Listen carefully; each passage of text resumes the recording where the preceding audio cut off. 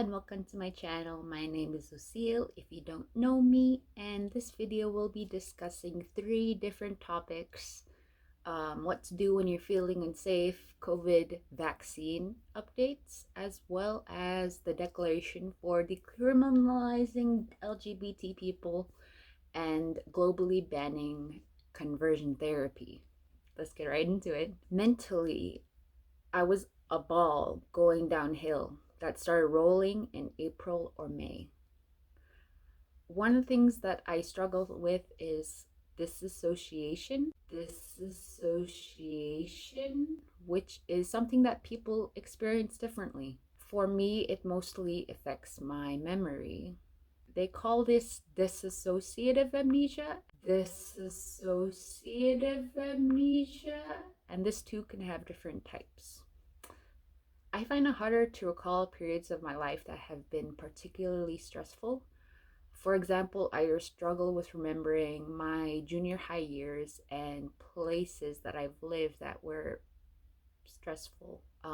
For years, I wasn't able to remember the year I was sexually abused in. It was, that time was kind of a blur in my mind because trauma.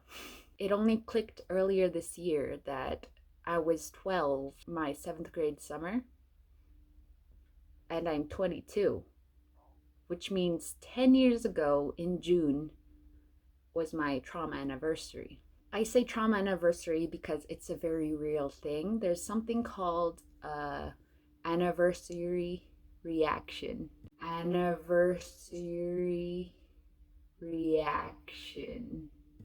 Which is defined to be a unique set of unsettling feelings, thoughts, or memories that occur on the anniversary of a significant experience. And this is defined by Viva. I'm going to read to you one of my journal entries from this June 17, 2020.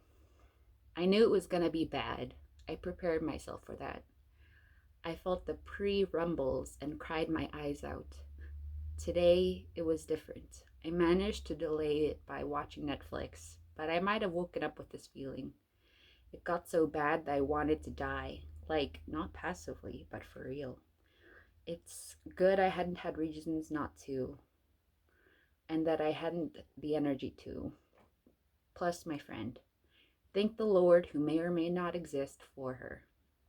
Anyway, I knew it was bad when my heart beat too quick and adrenaline begged me to take action. A knee-jerk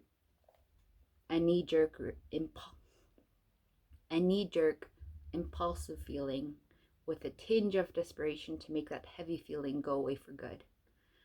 Just writing to remind myself that getting help was the right thing to do, and that just because I have impulses doesn't mean I have to follow them. I say this because I've been letting impulsivity take reign for a bit. I'm calling my counselor at 2 p.m. In her email, she said to go to the ER if I didn't feel safe. But even if I hadn't reached out to my friend, I doubt I would have because of the anxiety and feeling of being a drama queen. Tomorrow I'll ask her the steps I'll need to do, so if I ever need it, I'll be prepared. My trauma anniversary brought up feelings of old shame. It brought up feelings of fearfulness, helplessness, feeling worthless, and it brought along suicidal ideation.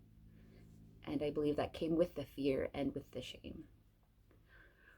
I knew I needed my help when my impulses outweighed my will to live, and I reached out to an old friend, as I had said, when I was at my lowest point. And I also made an appointment with my counselor, whom I had seen the next day. I had called my counselor and I had asked what to do if I feel unsafe enough to need urgent help. So I thought I'd share her responses with you, so you also have the knowledge to do what you need to do if you ever feel unsafe. The hospital ER always has someone on call, a behavioral health clinician on call. If you're feeling unsafe in a crisis, you can call your local ER and they will connect you with someone from behavioral health, and they'll make sure that you stay safe. if you feel like you need immediate behavioral health assistance, then you can always go into the ER or call 911. Another resource she had given me was the Alaska Care Line.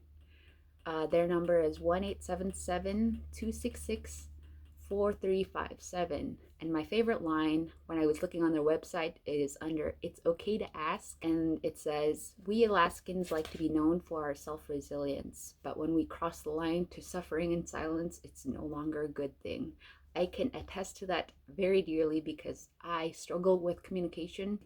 Keeping it bottled inside is just not good for your mental health. I will also be putting in my previous links from my last video.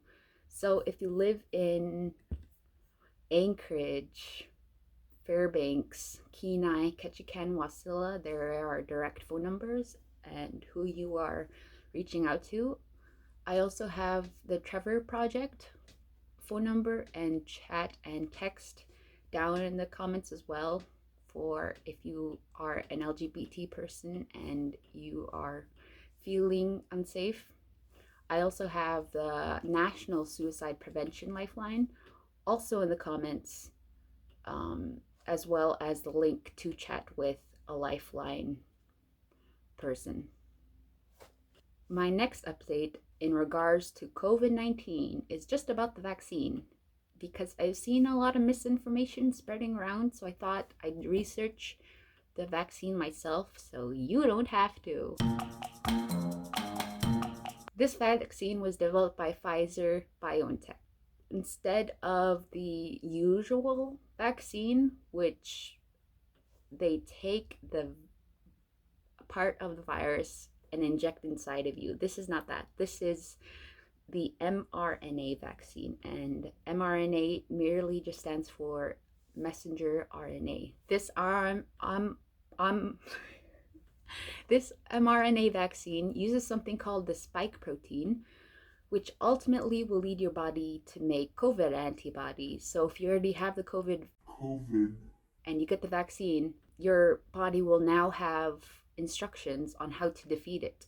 So all this vaccine, Pfizer two-part vaccine is it just has the mRNA, which carries instructions for your body, fats, salts, and sugar.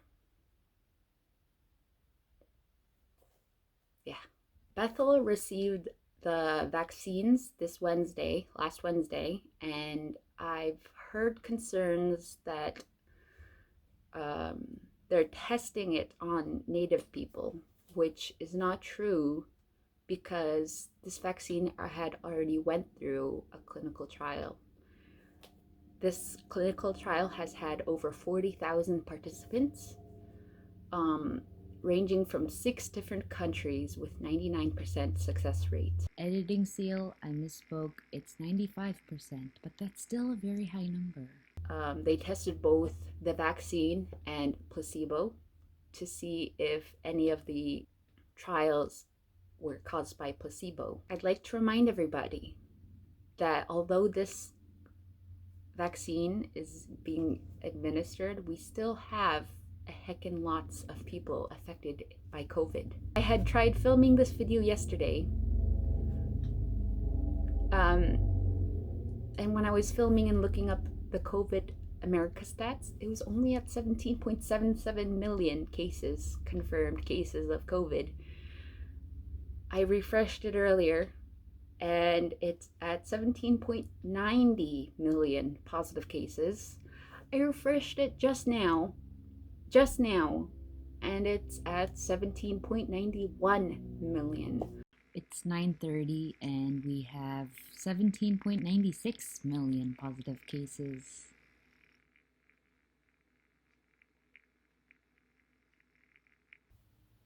Yeah, it's not looking good. Just saying. If you aren't aware, Governor Dunleavy had sent out a video. It's up here for you to watch if you'd like. Anchorage have been setting up morgues.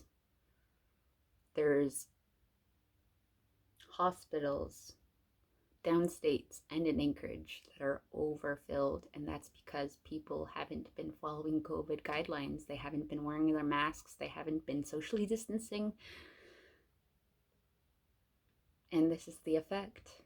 And we knew it was coming. I was telling my friend how if people aren't gonna do it for the holidays, then we're gonna see within 2 weeks COVID numbers going up. And it has. It's worse than before. To put it in perspective, 9/11 received 2,977 casualties.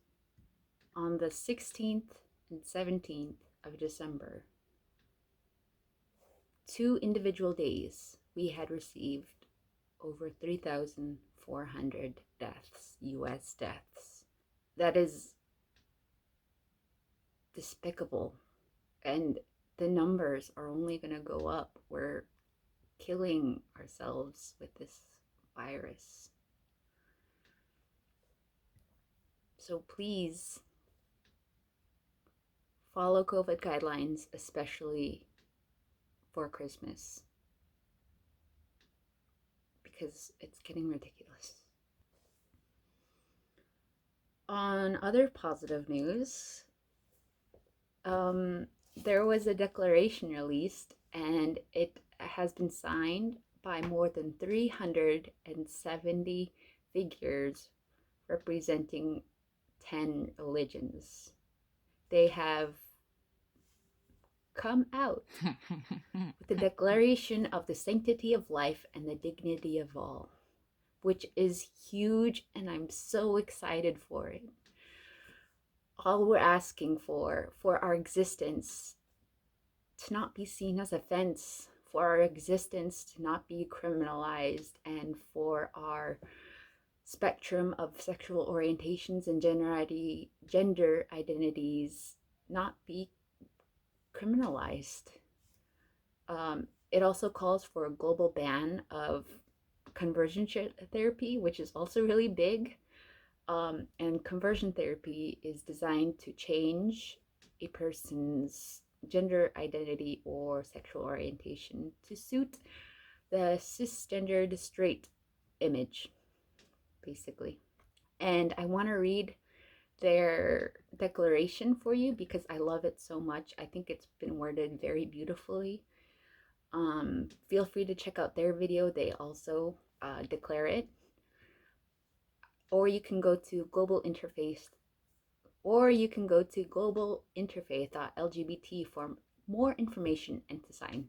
We come together as senior religious leaders, academics, and lay leaders from around the world to affirm the sanctity of life and dignity of all. We affirm that all human beings of all sexual orientations, gender identities, and gender expressions are a precious part of creation and are part of natural order. We affirm we are all equal under God, whom many call the divine, and so we are all equal to one another.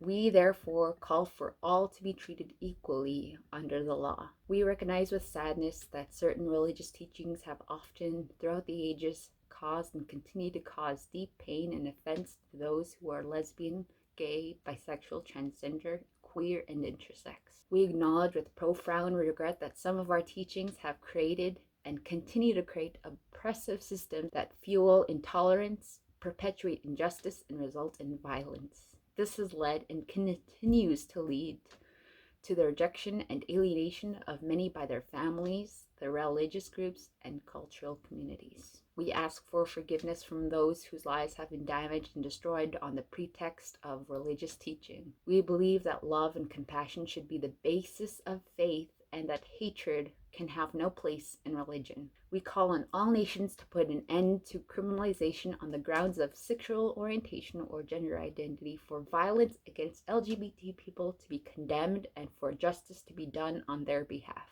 We call for all attempts to change, suppress, or erase a person's sexual orientation, gender identity, or gender expression, commonly known as conversion therapy, to end, and for these harmful practices to be banned. Finally, we call for an end to the perpetuation of prejudice and stigma and commit to work together to celebrate inclusivity and the extraordinary gift of our diversity. I don't know any other father than God who has such a diverse and creative children, and that's reflected on who God is. I'll say that again. I don't know any other father on this planet other than God whose children is more diverse and creative, because we're all made in the image of God, and God created us like this.